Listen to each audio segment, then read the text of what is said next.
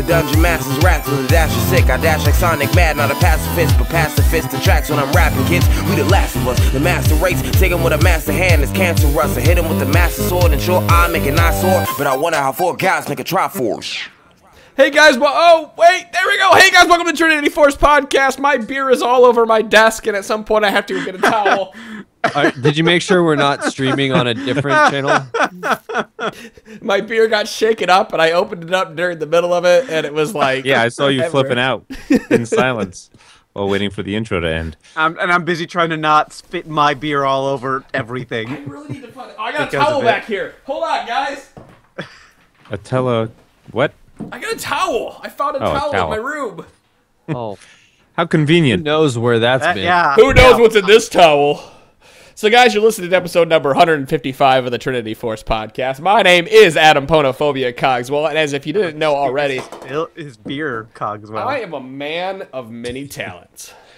Yeah, that towel dries while it gets wetter. I can clean the towel, I can clean up my desk, and I can shoutcast and podcast and all the other types of casting that you can do. Even though you All I'm prematurely hearing you're reading. is blah, blah, blah, I'm bad. Blah, blah, blah, I'm bad. You know who else is bad? Everybody else that plays League of Legends. And you're so bad that you guys need a contest to help you get better at this game. So you should guys go check out lol-coaching.com or tinyurl.com / like I liked it, but at the same time, that was really those were some strong words. That was really insulting. You guys are all bad, so do our contest. Get better. Well, you wouldn't be listening to this podcast if you weren't bad. We wouldn't be doing it if we weren't awful too. Well, you're making some very sweeping statements. I don't know all about this. Everybody knows I'm going to steal from the Fantasy Focus podcast. Yeah, mediocre League of Legends advice. That's what we do. There it is. All right, go. So, yes, mediocre League of Legends advice. You can get professional League of Legends advice from lol-coaching.com. If you go to tinyurl.com / lolcoach, you can read a little article about us or a couple paragraphs. And the contest is you can win 1 hour of free coaching from a challenger or a diamond level player from any role in the league. And by going to that URL, tinyurl.com / lolcoach, and finding the scene that we talk about in those 2 paragraphs and email that scene to contest@trinityforcepodcast.com, you are then in the running for that 1 free hour of coaching. You have until April 30th to get that in. So only another week left, guys. Right around the corner. It's coming up. We've got a lot of good feedback about that. People are into it. Had good experience. Yeah. So people have. I'm not going to say it works. Already. I don't know if it works. I don't know if these people got better because of it, but they feel more confident because of it. So they're that placebo of confidence. Yeah. But I don't it's know. Worth it. You know what? If it helps any little bit, it's worth it. It's targeted. How can it not help? As long as you're okay taking criticism.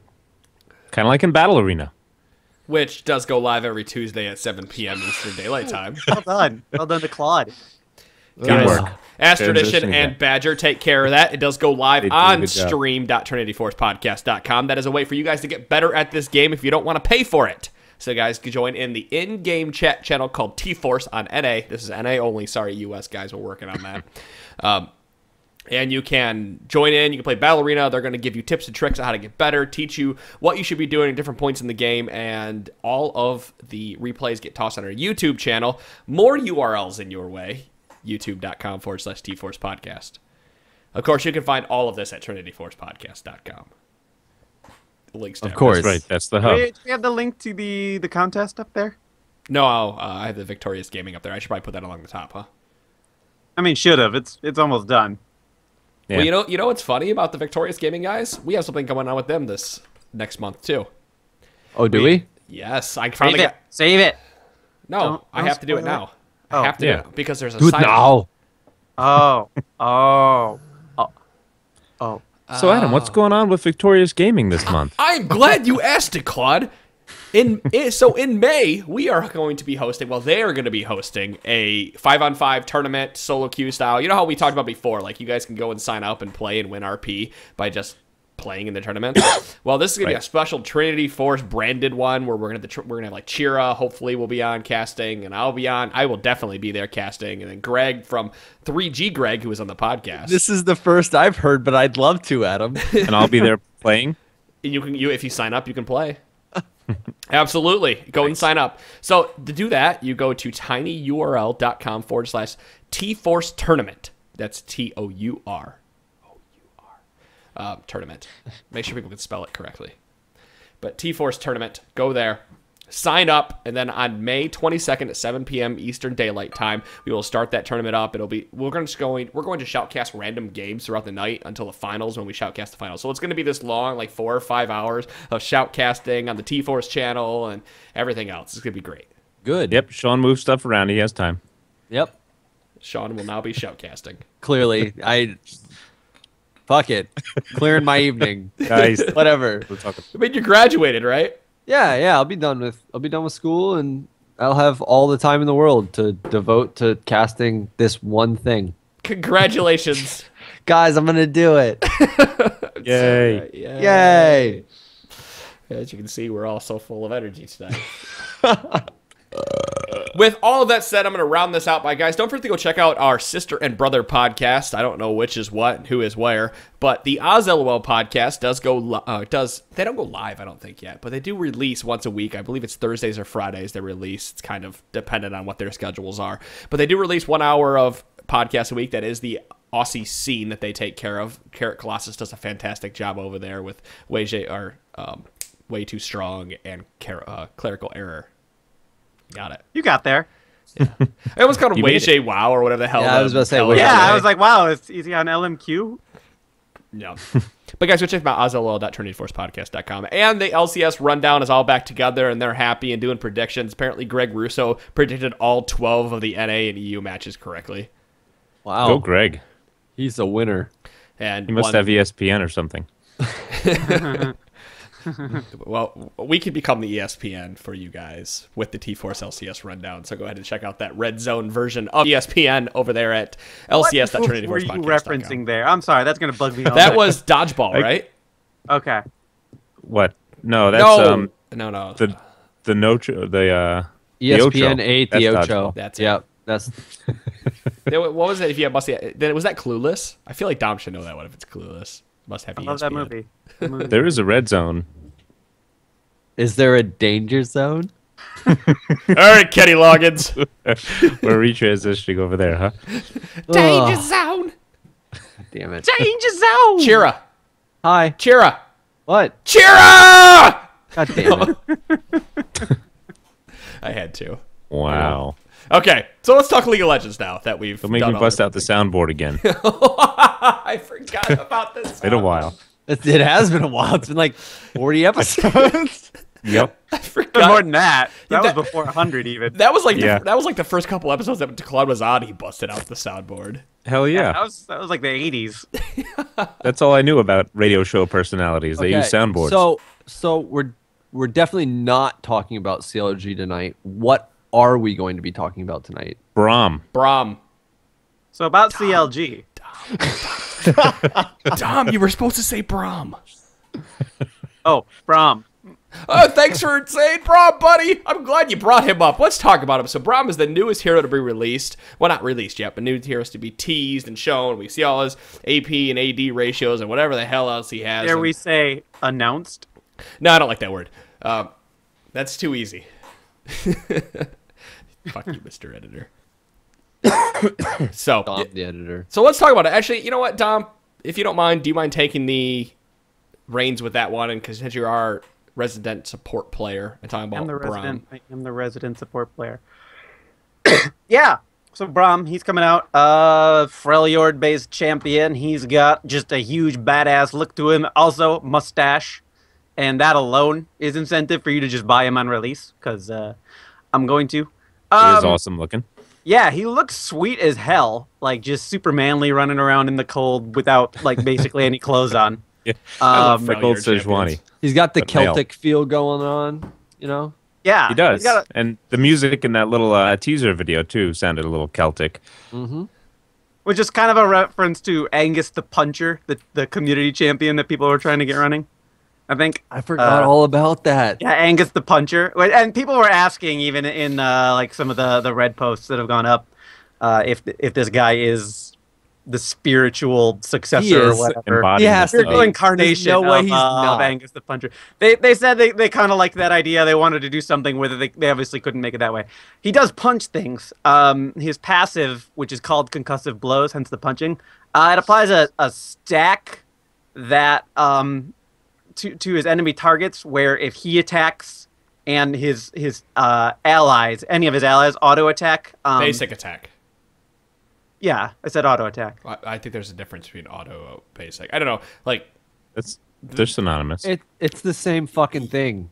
Yeah, I'm I think insulted that you thought it was different. no. I know they're not Distinguish. different, but I want to make sure people realize it says basic attack and because Yeah. of the phrasing of it.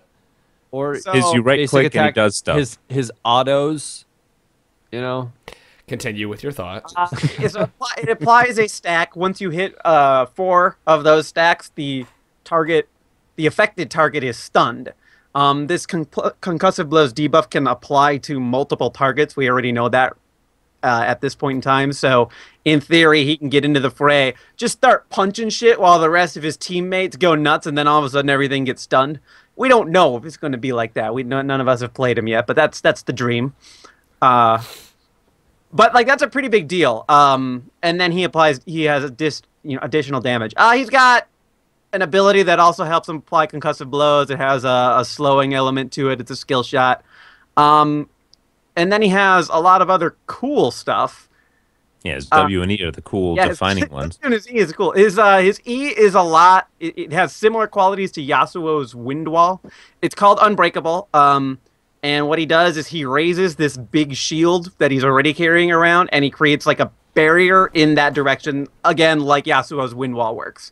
The difference is that Braum can keep moving, so presumably that functions similar to how Lucian is while casting his ult. Like he's always going to be facing the direction. He's locked in where he's facing.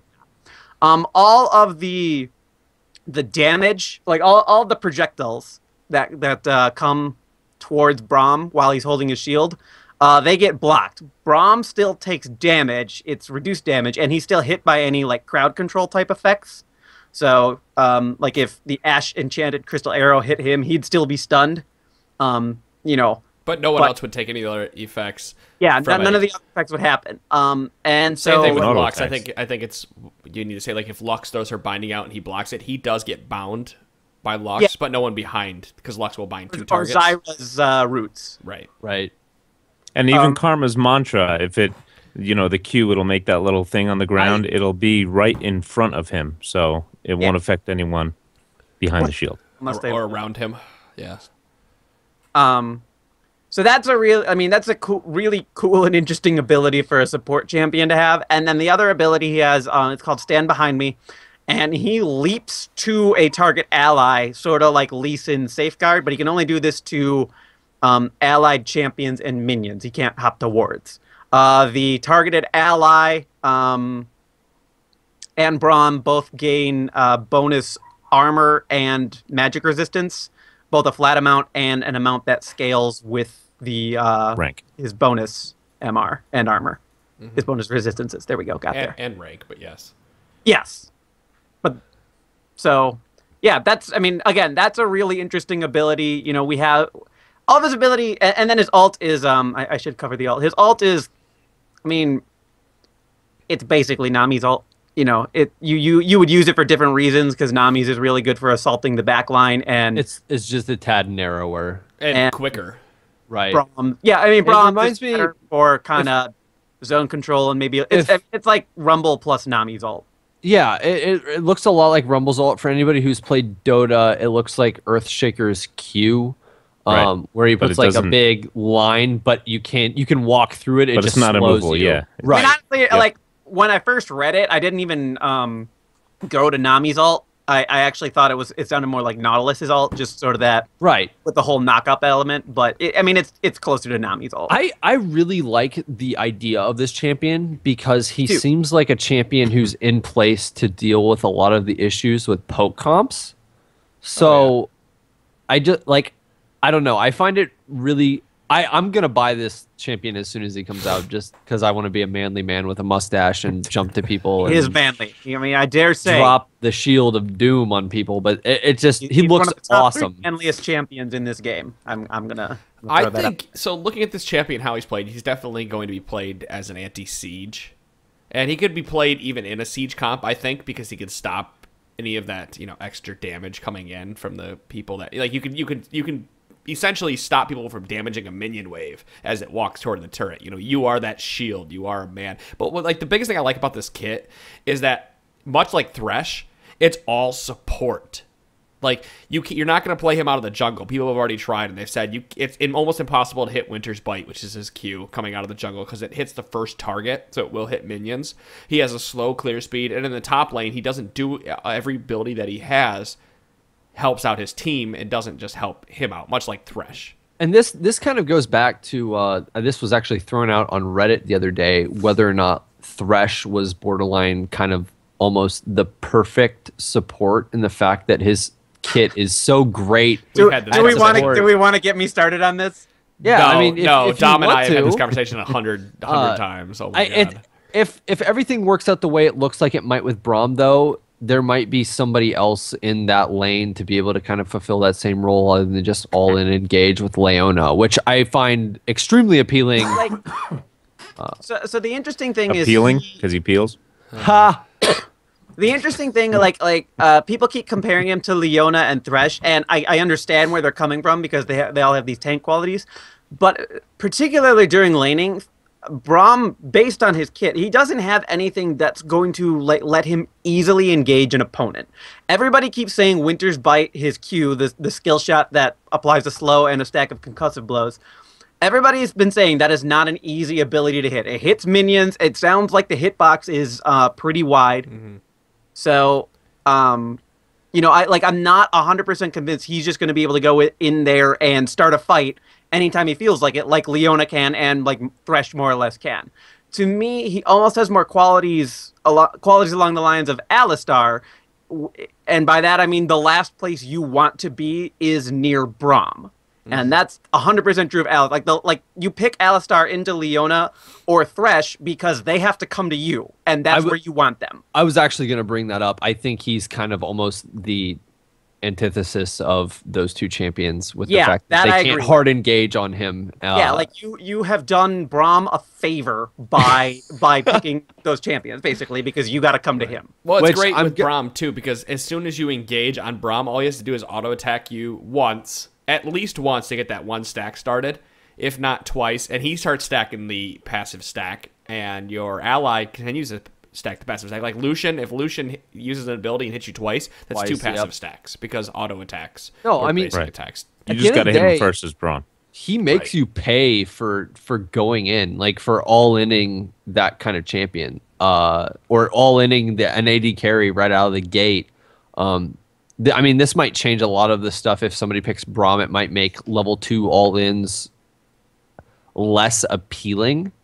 Again, Declawed. Well, you just have to outsmart him when you're playing against him. Brains over Braum, Just got to make sure that there it is. You either weed out his E or W, and then it was the obvious one, but you had to go for it. But if you're moving this, I gave it to you when you had to go. Thank you. The only problem, not a problem I have with Braum, but like if he does pop his shield, I believe there's a small cast time on that shield as well, right?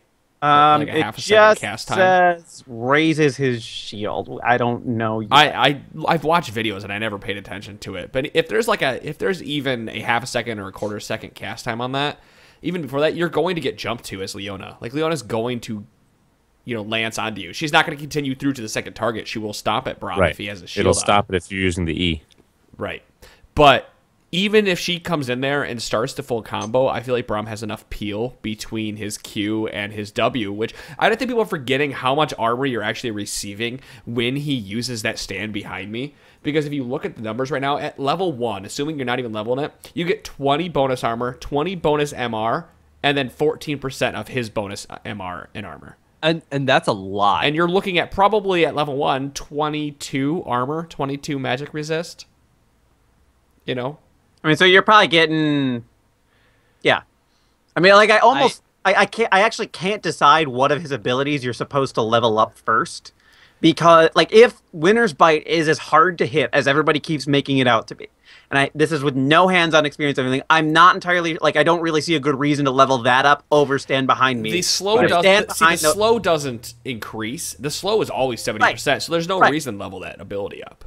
And Unbreakable is not going to be super useful for you during the early stages of the game. You might use it to block a couple things here or there, but by and large, Stand Behind Me is the ability you're going to want to have ready to go at any... Like, even if a jungler shows up and gets a good gank, that means Braum doesn't have to blow flash or anything to get in range to apply Winter's Bite or Concussive Blows. He can just jump to the jungler and then start doing his thing. And the jungler and Braum should easily be able to hold the target down while the marksman gets in range. Well, if you compare, let's compare him to Soraka for a second here. While Soraka does heal, she does increase armor of the target when she heals them. And how many times have we said you have to make her blow the heal before you can engage because of that armor buff? It's not exactly you're not going to out trade the AD carry or her with the AD carry if she does that. Right now you have to stand behind me, which brings Braum to the person and gives armor and magic resist in a lane that is very much double damage or double, 2 types of damage. That's a pretty awesome ability to give. I mean, like, it's worth noting that Soraka gives considerably more armor. Right. It also has a considerably longer it's a 20-second cooldown across all ranks versus a 14-second cooldown at rank 1 for Braum Stand Behind Me. But then it starts at 50 armor. Mm-hmm. That's a considerable amount of armor. Even factoring in all the percentage stuff and everything in the early game, that's way, way, way. Well, I would think that Braum would give 50 armor if he didn't give the bonus MR. Right. Like he's trained. Sure. He gives 40. Sure. I mean, you can't compare them in any way other than the bonus resistances. Sure. Well, that's what I'm saying, though. Correct. If it was just armor, then it would be way higher. But still, my point stands though that you don't trade on somebody who's gaining 20 armor early. Yeah, 50 is way more, and that's gonna reduce damage by quite a bit more than it was. But you don't trade on somebody that's gained 22 armor at level 1 or level 2. If he gets to level 2, gets Winter Bite, Stand Behind Me, they win that trade. Well, and like I said earlier, that it also, if somebody wants to all in you at level 2 and you hit level 2 during their engage, it's kind of a wash anyway. He kind of makes up for that super early aggression. I find that in itself awesome. Mm-hmm. I don't know. He just looks like a cool champ. Level 2 all in. I love his passive. I like how it's almost like, Leona Zeniths in and stuns a target. Braum jumps to an ally and then enables his pretty AD much carry. enables his AD carry to stun the target. So or he's just like, come at me. Like, I mean, it's really what it is. Come at me, and then it's like the one place you don't want to be is by Braum, because he will punch you, and then everybody else that's with him is just going to attack you, and you are now stunned. Mm-hmm. Yep. I mean, like, it's not as scary as Annie with her stun. What the hell is her thing called? Tibbers? No, not Tibbers. Just her general stun charge. I don't even remember. Pyroclasm? Yeah, that's what it. Yeah. I mean, it's not as scary as that, but it's right up there. Considering how team fights work out, I'm gonna look at this from like professional play. I could definitely see him pairing with Jinx in the bottom lane. Oh yeah, because anybody who has an attack speed increase or does AoE damage is going to proc Winter's Bite more effectively. Honestly, I could see him with somebody like Graves too, who gets that buff off his E for the extra autos. I have been really thinking about the marksmen that are going to pair with him, and I think you're going to see a lot of Braum Lucian just because of that auto attack. I mean, and Lucian's just a good marksman to be playing right now. Now, what if you wanted to go like super bruiser? I think you could, like you said, Graves. I think it's great. Graves, the more I thought about it, the more I thought Graves was really the next best champion to go with him. And it's for that reason. He's bruisery, and so he has no problem just sort of getting into the fight. And quick draw allows him to get closer. So if Braun gets manly, Graves can just be right in there behind him. Well, it's also one of those things with those two champions too. People who get in an extended fight with Graves and Braum seem like they're going to be on bad end of that, just due to Graves' passive and unbreakable blocking and everything. Exactly. A Braum will stand behind me and then cast an unbreakable, and now here's Graves' auto attack. Graves buff. is borderline a tank, shooting you in the face. Yeah. Ugh. But okay, so starting items on Braum, I don't see any reason he would not pick up Runic Shield. Unless you were going for early vision, and of course, so you're talking about all that. You want to pick up the Ruby Crystal for the maximum health. Maybe you want a little extra damage, but Runic Shield really does seem like the item to pick up on him. I don't have any of his base stats in front of me, so it really depends on what his mana pool ends up looking like. Because if that's the case, then you're probably going to want to go for something like the Ancient Coin. And in truth, well, at 30 mana I with Stand Behind Me, that's not that hefty of a cost. Yeah, Like, and you're not Winter's going to be using it that often. Right, I mean, no, we can read all the costs here, and these look fine, but we don't know what his mana pool or his mana regen look like. Yeah, I wish I should have jumped on the PvE and grabbed that. I'm surprised it's actually not on here. It's not. Yeah, it's not on the wiki. So like, I think there's no reason to get Spell Thieves. There's no reason to get that on him. It's definitely going to be Relic Shield or Ancient Coin. To that end, it's almost just player preference. If you're expecting you're going to want the movement speed steroid for the end of the game, it doesn't hurt you to start out and frankly get the reliable money as opposed to sort of the conditional side with. I don't know. But if you're planning to get really aggressive early on, Relic Shield. I like Relic Shield for him. Like, of course, the movement speed, you can't compare that to anything else because movement speed is fantastic. It allows you to get into the fights, whatever it may be. Depends on your team comp. I really like Relic Shield because it has an extra layer when it becomes, its final form of a shield. So now you're giving him MR magic resist, you give him a shield, you're blocking damage that's coming in. Like, this is the perfect, he's really perfect. Every time you think about it, it's like he's perfect at protecting the AD carry. He can do his job better than anybody else. Well, and to that end, he is incentivized to prioritize HP, at least for what Winter's Bite does. It scales off of 2.5% of his max health. Sure. And so I would say he's Relic more Shield prioritized is going to be better for him in that regard. I feel like he's more prioritized to build defenses because of the bonus armor granted from Stand Behind Me. Yes, you could be doing extra damage with Winter's Bite, but he's going to be buying tank items across the board. There's no reason to look at anything other than tank items. Especially since with your E, you're going to be soaking all the hits anyway. His ult is the only ability that even has an ability power ratio on it. Like, and it's not a good ratio. It's 0.6. Right. Like, you're just so wasting your time if you try to build ability power. I'm just so happy that Riot has actually taken it. Brought a champion in here, and they've looked at it from the point of, we want this player to play, they want this character to play support, and everything about his kit, not just how the kit plays, but yes, with the bonuses, are all support so far.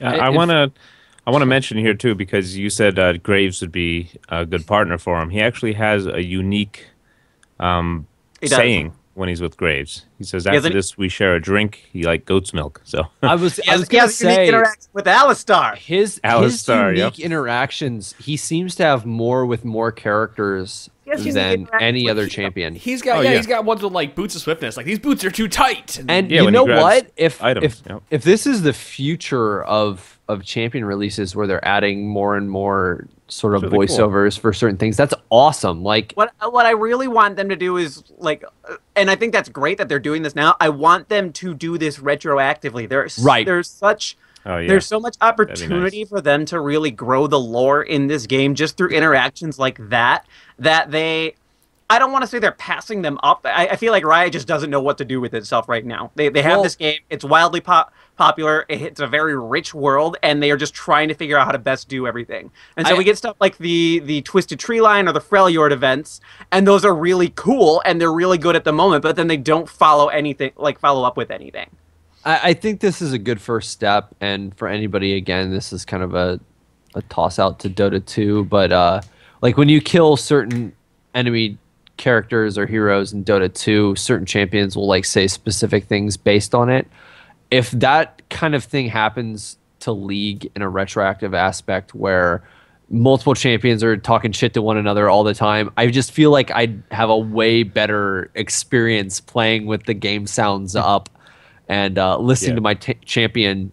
You know, I love the Super Galaxy Rumble skin right now. Like, I'm going to play Rumble tonight. That skin has made me fall in love with that champion because you zone into the game and it plays like the Street Racer, or Speed Racer like theme. That's what it sounds Style like. music, yeah. And he comes together, and you know, it comes all together, and he's like Super Galaxy Shield and shit. And I'm like, this is just awesome. It's just really fun to listen to. Go ahead. It's way more interactive from a player aspect too, to feel like the things that they're doing in the game affect kind of the world in which they're playing in a way. Exactly. That's the perfect way to put it. I really wish they would keep the Kha'Zix and Rengar hunt game in ranked and competitive play.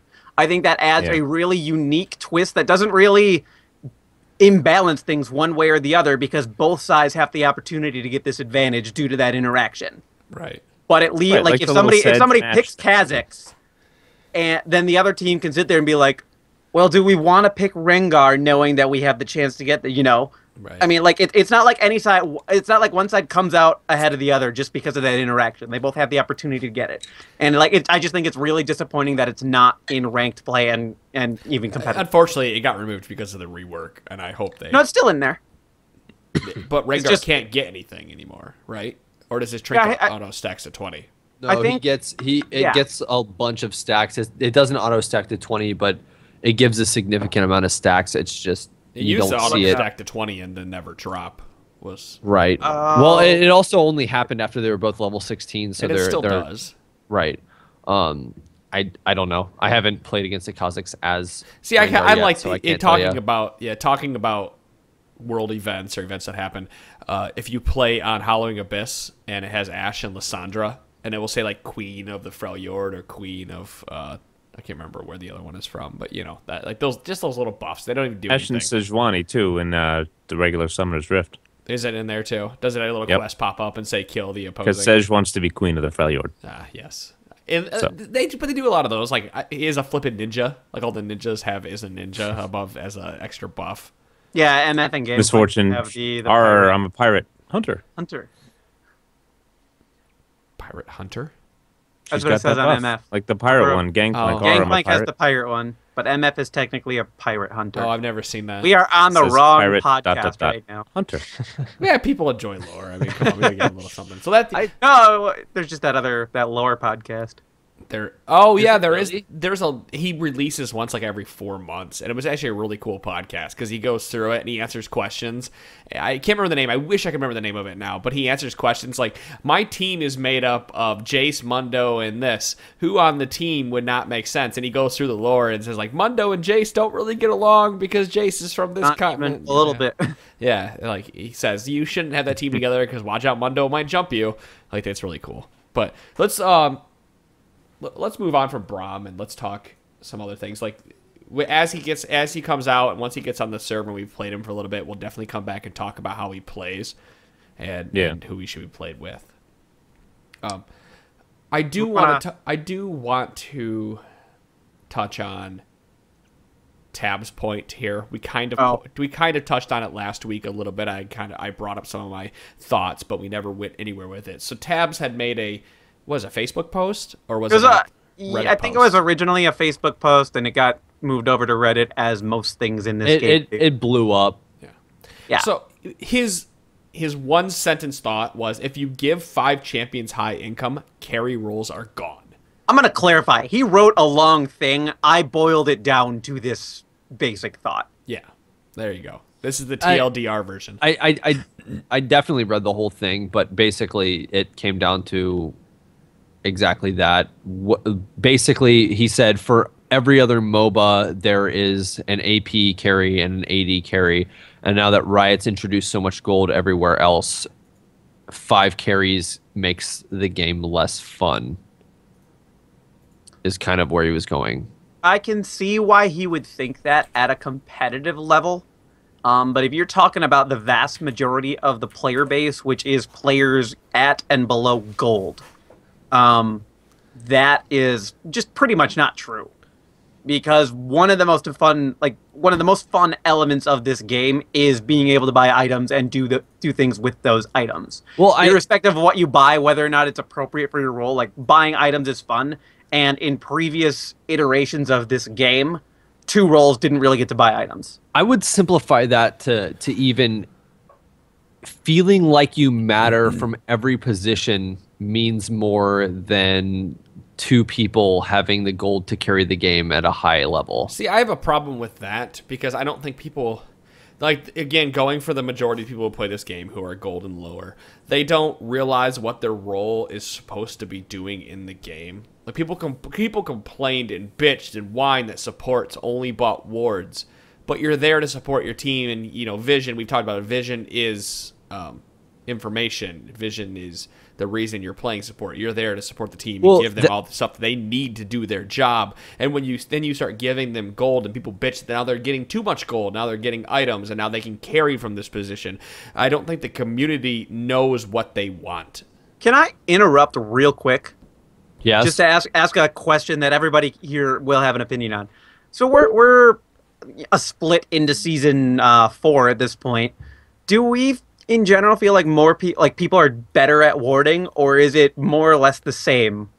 And I think it's more or less the same. In my opinion. I mean, so like all they've done is hampered your ability to get vision on the map.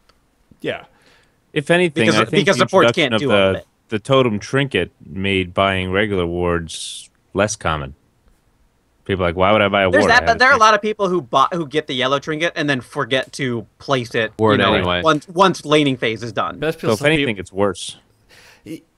I think, and you know, that's another problem with this game, and the reason the game has been going to like 40-minute matches is definitely because of the vision. Like, you can't get the vision out there like you could before as a support. If you got a little bit ahead, you could do it. You could put a ton of vision in the enemy's jungle because you spent all that extra money on 5 wards instead of, you know, 2 wards and a ruby crystal. And that helped the game snowball a little more because it gave those lanes who were already ahead that extra information they needed. And now we're seeing games go longer because it's harder, because you don't want to make as many mistakes. You can't make as many mistakes as you Doesn't did before. this also transfer into one of the listener questions that we just had? Which one's that? It's highlighted. Velatus did it. It's do you guys feel that Riot's gameplay is a little too convoluted with the introduction of trinkets? I think we will get there. I want to stick on the topic right now, which Gotcha. is looking at from a point of view here, where that if you give 5 champions high income, carry roles are gone. It's one of those where it's a yes and no for me. In my opinion, and I said this last episode, I don't think junglers should make as much gold as the lanes. I'm not saying they should be hampered by any means, but I don't feel like they should make the same amount of gold that a lane has, because there's nobody contesting you in the jungle, and if there is, they are giving up something to do it, unlike in a lane where the only thing you're giving up is your ability. You have to trade, and you're more or less, if you're good at it, you're not missing CS to trade. There's also the argument there that the jungle has so much influence on the pace of the lanes themselves that influence pays itself off in a way that gold can't. And more opportunity to get kills and assists. Exactly. And this is just from like my solo queue experience as well. I've been running into way more times lately where all 6 bans are now Feral Flare junglers. Oh yeah. Oh yeah. Yep. And that as a jungler, that tells you something. I'm sitting there and I'm like, that's kind of awesome. But as a jungler, I'm also sitting there like, fuck. Well, right now, junglers are being rewarded for not ganking lanes. See, but to me, that's not even the issue. The issue right now is that, especially jungle, even just through this one item, especially jungle items, to a lesser degree support items, they are way further ahead of the itemization curve. I think the other 3 roles are behind, and so they have all this gold that they really can't spend in a meaningful way, because each class, each lane gets a one really big item that they get that's going to really define how the rest of their game is, and then everything else is kind of supplemental to that, which works in a lower economy game. But Riot introduced a ton of money into this game, and you don't really have opportunities to spend it in a meaningful way. That's where I think that's where I really think the issue is. You make a very good point, because there's a number of times playing AD carry where after you've purchased those initial couple items, might be a Vamp Scepter and your Berserker Greaves, now you have to save up 1,550 gold to get your next meaningful item. You are not going to be as impactful as the other AD carry if you do not pick up that big item. That's more gold than jungle and support has to sit on to get their next meaningful item. I think it's a really good point.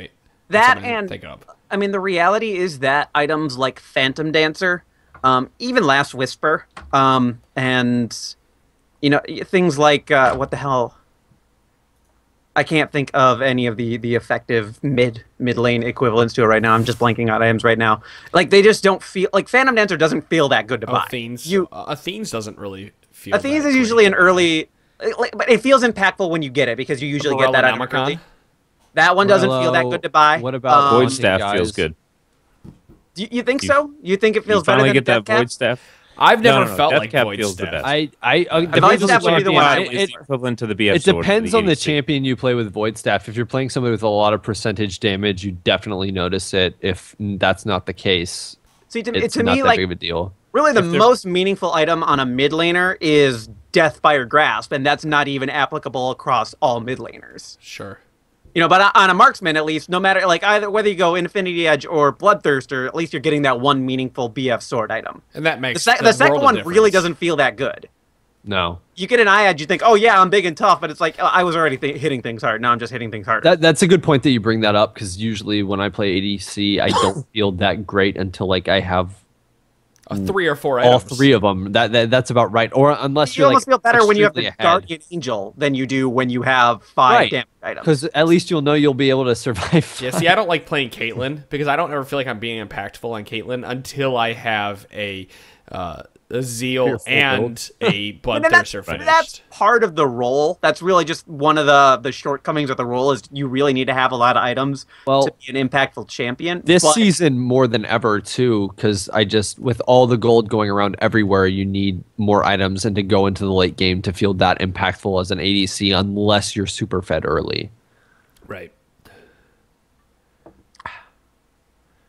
But that's where I think the issue really is, and they keep talking. I mean, they are doing work on the items as clearly introduced in 4.5. They brought a whole bunch of different, lower level items to the table, and I think we're going to see more of that type of thing. I really wish there were some more unique itemization paths, so that when you're up against an opponent that runs a specific type of comp, you have the opportunity to deal with that comp through items. It might not be the most efficient way to deal with that comp, but at least it's there for you. Because if an opponent runs a full tank comp, just to throw it out there, if you're the marksman, your options are basically buy Blade of the Ruined King and Last Whisper, and then just hope that you don't die. Right. And hope that your people are protecting you or whatever it may be. So... And if you're the mage, like your option is really to only buy the fucking Void Staff. And again, Sonya's hourglass. That helps you it keeps you alive a little bit longer, but it's not like you don't feel like you're doing a huge amount of damage, or like you don't feel like you're doing your job anymore if they have a bunch of tanks, because you can't blow anything up. I'm just speaking like in a pure vacuum. Yeah, okay, I see what you're saying. Not like you're they're itemizing against you with the MR, the BVs, whatever it is. Yeah, like that. They picked a comp specifically to just to endure your damage and everything. You don't have any way to deal with that if you're a damage dealer. Right. Well, I think that about covers that one. I wanted to have Tabzz feel you, but I don't think it's as bad as you said. It went a different direction. Well, what happened there? He makes a good point, but I think Riot is working on the right path to try to fix make his point invalid. Right. I think it makes it more fun for those other players. He's an ADC, so he's a marksman. He's a marksman. So everyone else has more fun. It's worth at the end of the day, his role's gotten pushed back a little bit from that standpoint. But I just for any other player, I feel like everybody feels impactful from their role if they get a huge lead. As we've talked in the past, I feel it's harder to carry as a single person if you only can get like a slight lead on somebody else's compared to before, but it makes everybody on the team feel as if they're doing more to progress towards the end, if that makes any sense. Right. In the previous versions of the game, 40% of the participants in any given game really didn't get to do things that made them feel like they had a meaningful impact. Right. To the average player's perception. I've been there before where I'm like, I got completely carried. I got carried so hard. Like all I did was I was there. Support, like if all you're doing is throwing wards around, you don't feel like you're making a meaningful contribution to the game. You might be doing exactly what your team needed you to do in order to win, but you didn't feel like you were making a huge impact for your team. You're a glorified ward bot. No, I get that from a low level standpoint. If you're playing at a lower level or you don't understand the game at in an analytical sense, because my counter is to that, playing at the level I've played at or understanding the game how I understand it, I felt like I was always doing something by having that amount of words out there. But you have to realize... No, I get it. I'm pointing out, like, I get it from the other standpoint. Like, if I was my brother playing this game in support, I'd probably be bored out of my mind right now because all I'm doing is warding.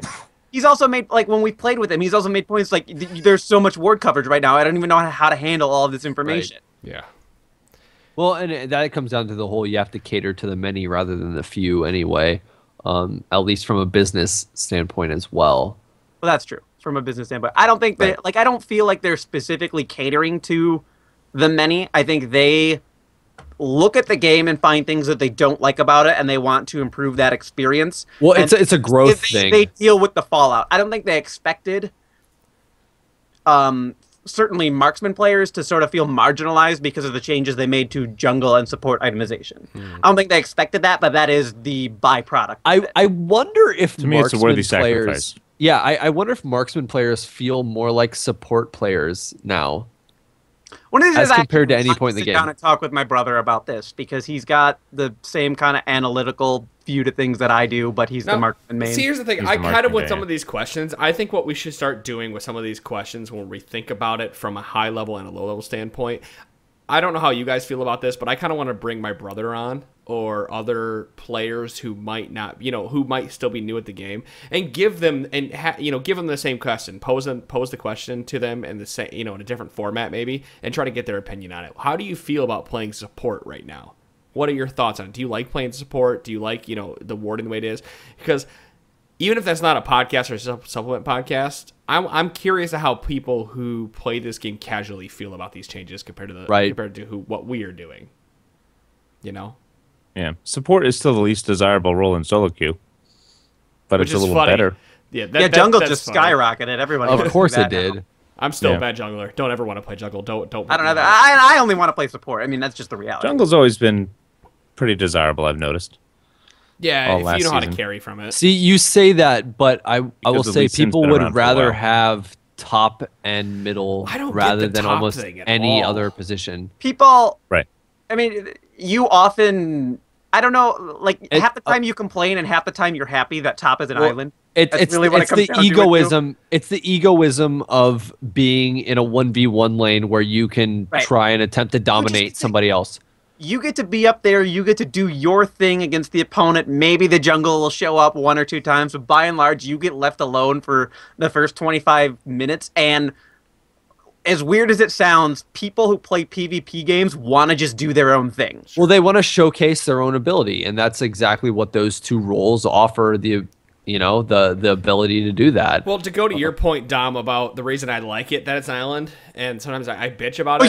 You're just both, you advocate both sides pretty equally, and that's what I think is amusing. I like it when it's an island because I can do my own thing. I can showcase my skills, but then when you get in a team game, I don't like that it's an island anymore because I have to be impactful everywhere.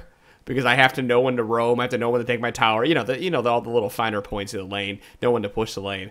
Which there's something I actually learned something about this game from a Reddit the other day, surprisingly enough. And I think I knew it, but I never made the connection. Have you ever guys heard of the slow minion push?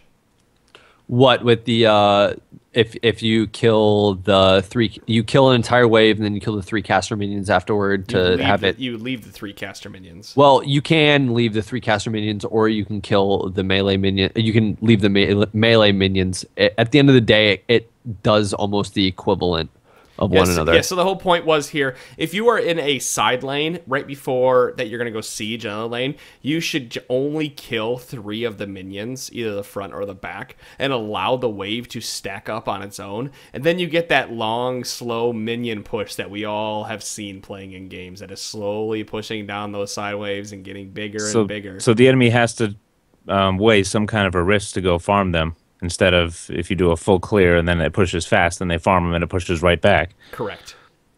Makes sense. I've done it. I've unconsciously done it before. Subconsciously done it. Yeah, like I've never thought about it. Like I'll push 3, then leave, and then go, wow, that lane really pushed hard. I wonder why that was. And I never had thought why it was pushing so hard.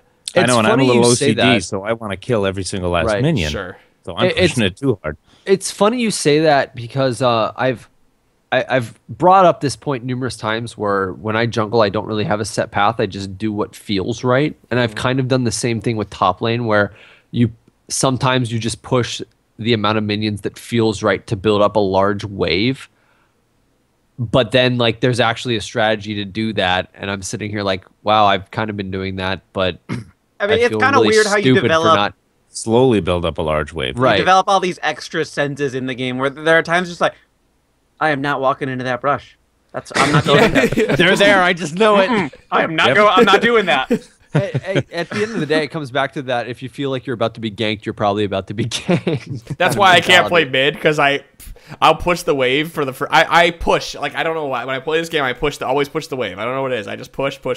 And in mid, if I have a really bad habit of pushing, and I'm like, I'm going to get ganked, and then like 10 seconds later, here he comes. And I'm just not ready for it, even though I thought about it.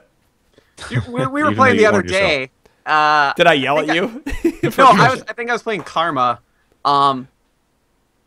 Yeah, I think you were Twitch. And like we had really pushed the tower, and we just kept trying to bully them out of lane as hard as we possibly could. And our ward had just died. Like my yellow. Oh yeah. My yellow trinket had just come off cooldown, and I was like, I need to go get this up right now because I'm pretty sure their jungler is coming around. And sure enough, like as I go there to throw it, the jungler like walks out, and then I ruin the gank because you're standing there.